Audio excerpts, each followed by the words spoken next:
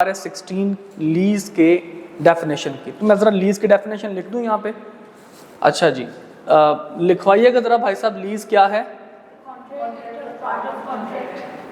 Contract और part of contract. किस चीज़ का कॉन्ट्रैक्ट है जनाब ये? That conveys the right of use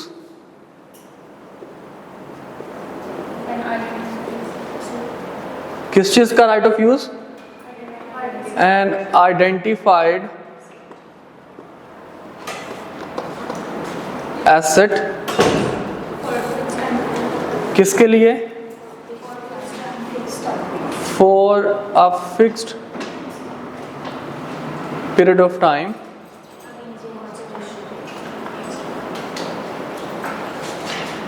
in exchange या फिर अगेंस्ट अ कंसिडरेशन। आप बैठ जाओ, टेक इट इजी। अच्छा, अब ये कल हम लोगों ने लीज की डेफिनेशन पढ़ी थी। इस लीज की डेफिनेशन के अंदर हमने कुछ हिस्से पढ़ लिए थे। सबसे पहले हमने डिस्कस किया था कि जनाब ये कॉन्ट्रैक्ट होता है, कॉन्ट्रैक्ट से मिलने वाले पैसे नॉर्मली हमारे पास IFRS 15 में जाते हैं, ठीक है, revenue from contract with customers, यानी कि सर्विस के जो कॉन्ट्रैक्ट्स हैं वो इंशाल्लाह हम लोग IFRS 15 जब पढ़ेंगे तो उसमें डिटेल में बात करेंगे। फिर हमने कहा कि जनाब इसमें होता क्या है, इसमें राइट ऑफ यूज दिया जाता है। राइट ऑफ यूज क्या चीज़ है जनाब? आप किसी दूसरे बंदे को इस्तेमाल करने के लिए कोई चीज़ दे दें, ठीक है, और उस बंदे के पास सारे के सारे रिस्क एंड रिवॉर्ड्स मतलब उस बंदे के पास हो कि जनाब अगर गड़बड़ हो गई तो आपने इसका ठीक भी आपने करवाना है, ठीक है। तो वो ज़्यादातर जो आपके इस्तेमाल में जो चीज़ें रहती हैं, मतलब आप खुद से उन चीज़ों को इस्तेमाल करते हैं बजाय इसके कि आप किसी और बंदे को कहते हैं कि मेरे लिए ये काम कर दो। ओके, तो right of use and asset कौन सा? Identified asset. आइडेंटिफाइड एसेट के लिए भी हमने कल डिस्कशन कर ली थी, ठीक है जी। उसके बाद हमारे पास एक चीज़ है जनाब फिक्स पीरियड ऑफ टाइम। इसके बारे में भी हमने डिस्कस कर लिया था, जिसको हमने कहा था लीज टर्म, ठीक है। एक चीज़ हमारे पास रह गई है, दैट इज कंसिडरेशन। इसको IFRS की लैंग्वेज में कहते हैं लीज पेमेंट। इसको हम लोग क्या कहते हैं? लीज पेमेंट, ठीक है जी। अब जनाब हमारे पास जो लीज पेमेंट है उसमें होता क्या है? देखिए, नॉर्मली जो लीज एग्रीमेंट्स होते हैं उसमें हम करते क्या हैं, हम कहते हैं कि भाई साहब ये इतने आप हमारे से पैसे ले लें और हम एनुअली मंथली जो भी हमने डिसाइड करना है, ठीक है, और एसेट हमें यूज़ करने के लिए दे दें। ओके, तो एसेट यूज़ करने के लिए हम एक फिक्स्ड अमाउंट डिसाइड कर लेते हैं, एनुअल मंथली जो भी हमारे पास टाइम पीरियड होगा उसके लिए कि जनाब हम हर महीने आपको लेट सपोज 10 हज़ार रुपये हम आपको देते रहेंगे, ठीक है। तो उसको टेक्निकली कहते हैं फिक्स्ड पेमेंट। ये आपके पास कौन सी पेमेंट है? Fixed payment. थोड़ा सा मैं जनरल से आपको आइडिया बता देता हूँ बेटा। लीज पेमेंट का मतलब वो है वो तमाम अमाउंट्स जो कि एक लेसी लेसर को देगा राइट ऑफ यूज के लिए, ठीक है। लीज टर्म्स के दरमियान, लीज टर्म के दरमियान, फिक्स टाइम पीरियड के दरमियान जो अमाउंट भी लेसी लेसर को प्रोवाइड करेगा for right of use of an asset, वो सारा का सारा कुछ किधर जाएगा? लीज पेमेंट्स में जाएगा। जिसमें एक चीज क्या है? एक चीज है जनाब आपके पास फिक्स्ड लीज पेमेंट या फिक्स्ड पेमेंट, जिसको हमने क्या कह दिया, हर महीने हम आपको 10 हज़ार रुपये दे दिया करेंगे या हर साल बाद हम आपको लाख रुपए दे दिया करेंगे। क्लियर? अच्छा जी, अब इसमें फिक्स्ड जो आपके पास पेमेंट है, अब हर महीने की जो लीज पेमेंट है इसमें बहुत सारी, इसमें एक वर्ड यूज किया गया जनाब इन सब्सटेंस का, कि थोड़ी बहुत अगर आप पेमेंट पहले भी दे देते हैं, ठीक है, डाउन पेमेंट के तौर पर अगर आप उनको पे कर देते हैं, वो सारा कुछ आपके पास किधर आएगा? फिक्स पेमेंट के अंदर, ठीक है जी। और अगर आपने लीज पेमेंट के बदले यानी कि लीज करवाने के लिए अगर आपने किसी किस्म का कोई इंसेंटिव दे दिया, अब इंसेंटिव का मतलब क्या है? मिसाल के तौर पर मैंने कहा भाई साहब ये बिल्डिंग मुझे रेंट पे दे दें, लीज पे दे दें मुझे बिल्डिंग, ठीक है, हमारी मोबाइल की कंपनी है, हमने मोबाइल की कंपनी बनानी है, चलें आपको हम एक मोबाइल दे देंगे गिफ्ट के तौर पर। हम क्या कर देंगे? आपको मोबाइल दे देंगे, हमारे से लैपटॉप ले लीजिएगा, ठीक है, इनिशियली हमारे से क्या कर लीजिएगा? लैपटॉप। मतलब कोई ना कोई इंसेंटिव हम दे रहे हैं, ठीक है। या दूसरे अल्फाज में जो लेसर है वो भी हमें क्या कर सकता है, कोई ना कोई इंसेंटिव दे सकता है। मतलब एक टर्म हम लोग यूज करते हैं लीज इंसेंटिव के नाम से। लीज इंसेंटिव बेसिकली बेनिफिट होता है जो लीज करते टाइम किसी बंदे को मिलता है, ठीक है। तो यहाँ पे वो कहता है जनाब फिक्स पेमेंट में से अगर आप कोई इंसेंटिव रिसीव हुआ तो आप उसको क्या कर लो, लेस कर लो। ओके तो पहली चीज जनाब आम भाषा में अभी फॉर द टाइम अब यही समझिए कि लीज पेमेंट के लिए पहली चीज आपके पास क्या है, पहली चीज है जनाब आपके पास फिक्स्ड लीज पेमेंट जो कि मंथली या एनुअल आपने डिसाइड करनी है, दैट्स इट, ठीक है। सेकंड नंबर पे चीज वो है जनाब वेरिएबल पेमेंट्स। अब ये वेरिएबल पेमेंट के ऊपर बड़ा झगड़ा है, किस चीज का, variable payments based on index और इन्फ्लेशन रेट।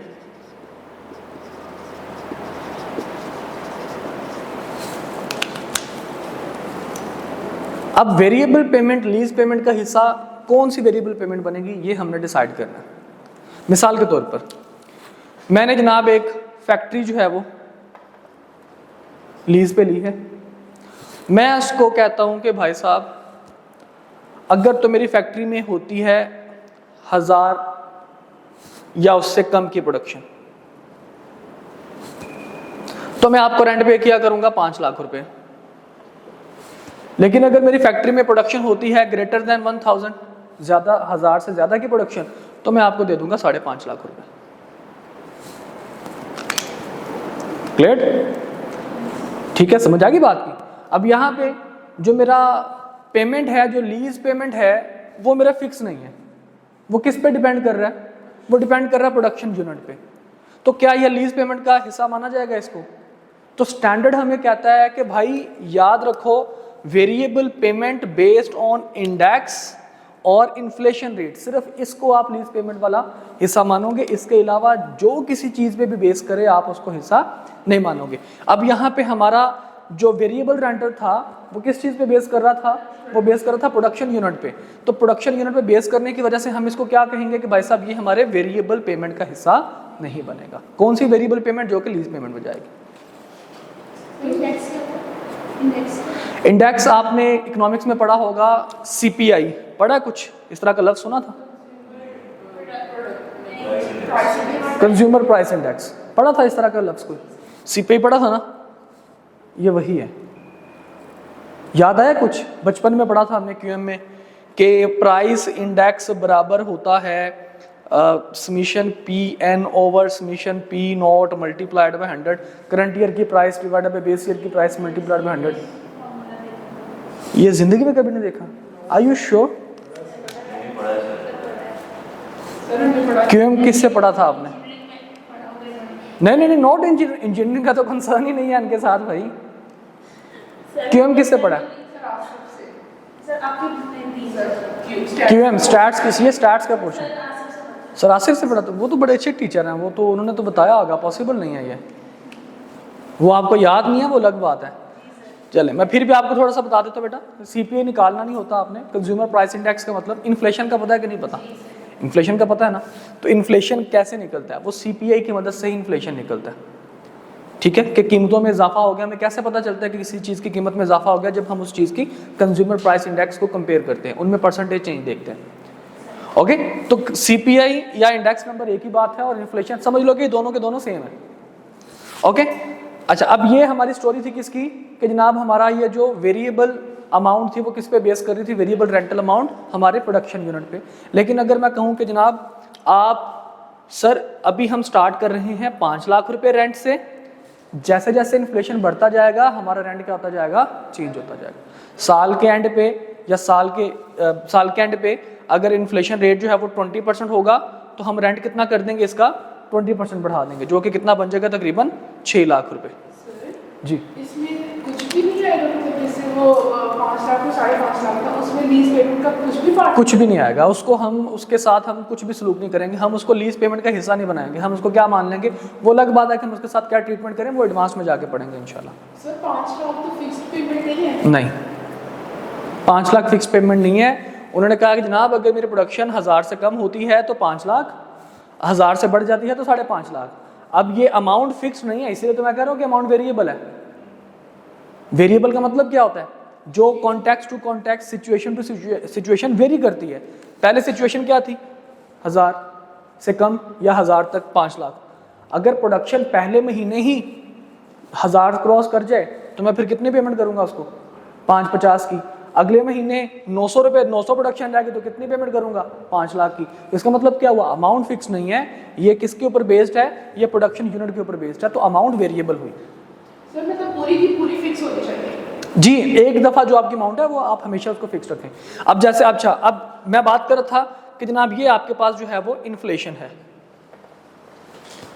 उन्होंने कहा जनाब 5 लाख हमने रखा था कि हर महीने हम 5 लाख रुपए दिया करेंगे, या साल बाद हम 5 लाख रुपए देंगे, और साल के एंड पे देखेंगे जितना इन्फ्लेशन हुआ उतनी आपकी जो रेंटल है वो हम क्या कर देंगे, इंक्रीज कर देंगे।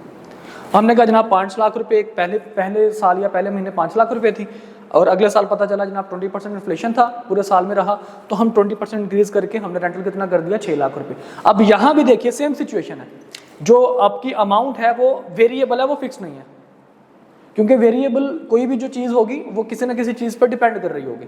फिक्स चीज़ किसी चीज़ पर डिपेंड नहीं करती, वो इंडिपेंडेंट होती है।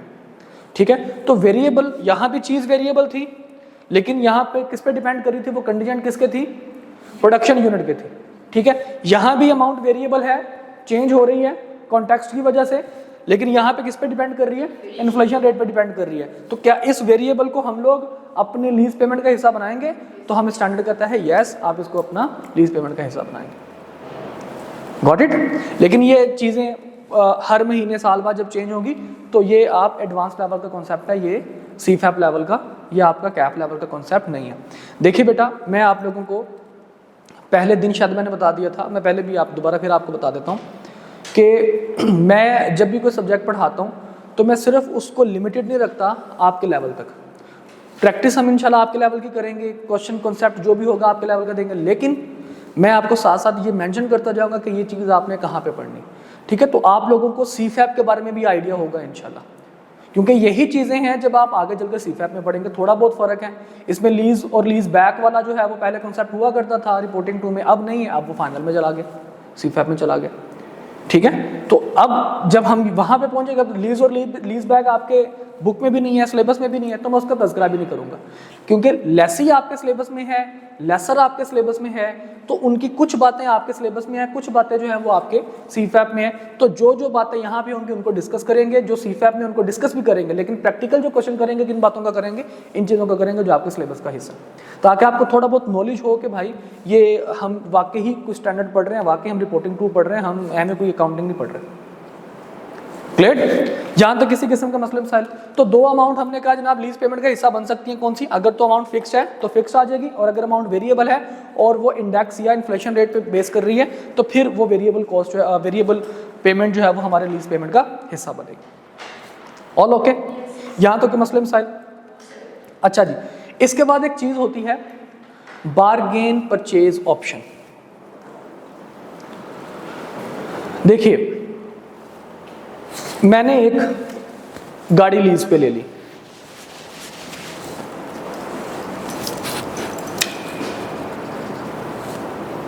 ठीक है जी।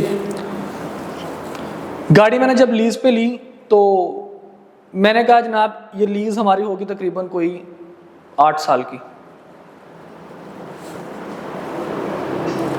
ठीक है। अब 8 साल ये गाड़ी सारी की सारी मेरे पास रहेगी। एस्टिमेटेड है गाड़ी की जो रेजिडुअल वैल्यू है at the end of lease term 8वें साल पे जाके ये कोई आएगी तकरीबन, कोई गाड़ी के इस टाइम मालियत थी तकरीबन 20 लाख रुपए, और 8 साल के बाद लेट सपोज गाड़ी की जो रेजिडुअल वैल्यू आएगी वो आएगी कोई 80,000 रुपये। लेट सपोज 20 लाख और 1 लाख कर देते हैं कि जनाब गाड़ी को इतना आप यूज़ करेंगे कि डेप्रिशिएट करते करते करते करते उसकी वैल्यू कितनी रह जाएगी, 1 लाख रुपए आ जाएगी 8 साल के बाद।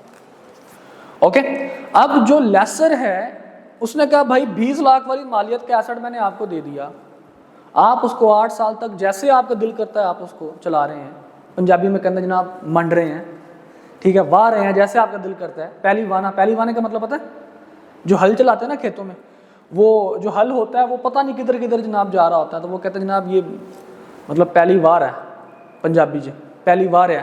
तो इसी तरह जब आप कोई चीज़ किसी चीज़ का इस्तेमाल बेधड़क होकर करें और टका के करें तो फिर हम उसको पंजाबी में क्या कहते हैं जनाब, ये अच्छा चंगा चीज़ में वांदा पे।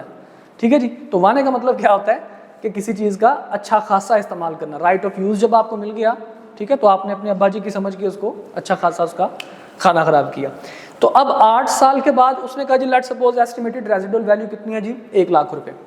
ठीक है, अब आपका जो लेसर है वो आपको एक ऑप्शन दे सकता है। कैसी ऑप्शन दे सकता है? लेसर कह सकता है कि भाई मैं तुम्हें ऑप्शन देता हूँ। किस चीज़ के ऑप्शन? चाहो तो तुम थोड़े से पैसे एक्स्ट्रा देके, फॉर एग्जाम्पल 1,20,000 रुपये देके क्या कर सकते हो, ये गाड़ी परचेज कर सकते हो मेरे से। लीज में हम गाड़ी परचेज होने ना करते, लीज में हम लोग क्या करते हैं, लीज में हम लोग सिंपली गाड़ी रेंट पे लेते हैं, भाड़े पे लेते हैं, क्या करते हैं जनाब, इस्तेमाल करते हैं, इस्तेमाल करने के बाद वापस कर देते हैं। एक मूवी आई थी लक, इंडिया की मूवी थी एक लक, जिसमें वो दिखाते हैं जनाब वो बंदे की किस्मत, लोगों की किस्मत दिखाते हैं कि किस्मत जनाब वो बड़ी अच्छी किसी बंदे की होती है, वो उसके ऊपर शर्तें लगती हैं, वो जहाज़ से छलांग लगा देते हैं। संजय दत्त की मूवी थी, और जनाब जहाज़ से छलांग लगा देते हैं और वो सारा ये वो। उसमें एक आदमी दिखाते हैं शुरू में जो लोगों को घेर के लेके आता है कि अपना लक आजमाओ और हमारे से पैसे ले जाओ। वो ट्रेन के आगे फेंक देंगे, अच्छा आंखें बंद करके ट्रेन से बच गए तो तुम्हें पैसे मिल जाएंगे, ना बचे तो तुम मर गए। समुद्र में फेंक देंगे, शार्क्स जहाँ पे मौजूद हैं कि शार्क से बच गए तो पैसे मिल जाएंगे, शार्क से ना बचे तो तुम गए, तो लक आजमाओ अपना। तो वहाँ पे एक आदमी जो शुरू में आता है ना, जो गंदों को घेरता है, उसका नाम होता है तमांग, तमांग उसका नाम है।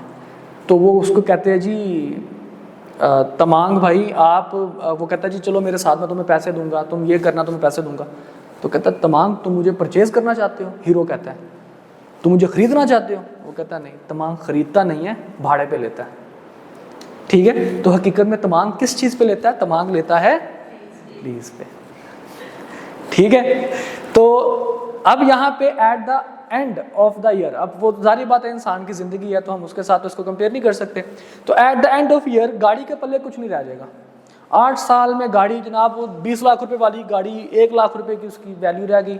तो हमें जो लेसर है, जो सप्लायर है, वो हमें एक ऑप्शन देता है। किस चीज़ की ऑप्शन? हमें कहता है कि भाई 1,20,000 रुपये में गाड़ी परचेज कर लो। ठीक है, ये लाख रुपए में गाड़ी परचेज कर लो, कोई थोड़े से पैसे दो, गाड़ी परचेज कर लो। This is called bargain purchase option.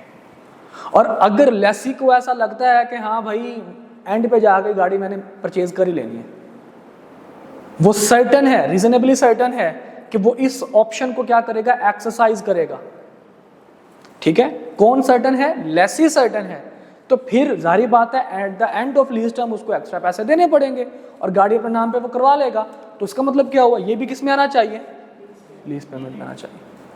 ठीक है, तो हम क्या कहते हैं जनाब, bargain purchase option if lessee is certain to exercise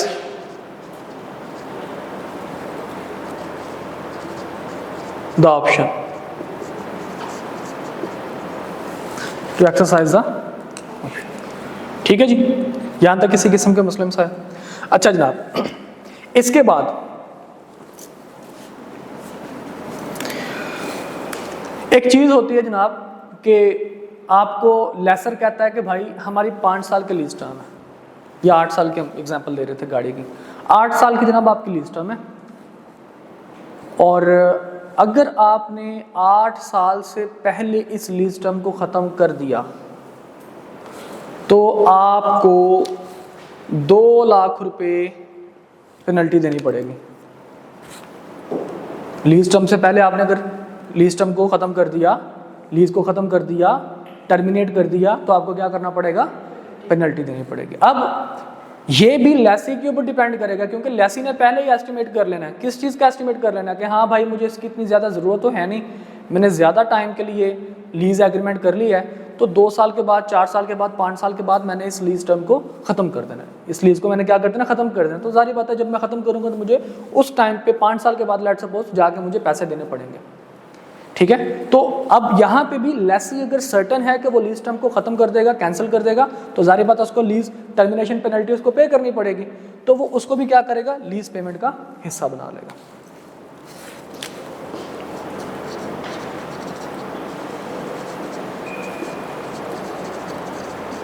termination penalty. और अगेन यहाँ पे if lessee is certain to exercise the option. Clear? यहाँ तक किसी किस्म के मसले मसाइल? अच्छा, ये तो पेमेंट आती है सारी की सारी दोनों की, लेसर और लेसी दोनों के। लेसर की बात जब हम बाद में करेंगे, जब हम लेसर का पढ़ाएंगे, ठीक है, पहले लेसी की हम लोग बात करेंगे। तो जनाब ये लीज पेमेंट में तो ये सारी की सारी चीज़ें आएंगी। इसके बाद जनाब लीज पेमेंट में दो और चीज़ें, दो और तरीके की अमाउंट्स डिस्कस की जाएंगी, एक लेसर के पॉइंट ऑफ व्यू से, एक लेसी के पॉइंट ऑफ व्यू से। ठीक है जी। सबसे पहले हम लोग बात करते हैं in case of lessor lessee. इनके अलावा हम अगली बात कर रहे हैं, ठीक है, ये भी हैं, और इनके अलावा लेसी में कुछ चीजें हैं, ठीक है, और लेसर के पॉइंट ऑफ व्यू से कुछ चीजें हैं, वो चीजें हम डिस्कस करने जा रहे हैं जनाब। कहता जी इन केस ऑफ लेसी एक चीज है, मिसाल के तौर पर इसी की हम एग्जांपल ले लेते हैं। देखिए लीज, जब लेसर आपको कोई एसेट देगा, आइडेंटिफाइड एसेट जब आपको लीज पे देगा, तो उस एसेट का ओनर कौन है, लेसर या लेसी? लेसर है ना।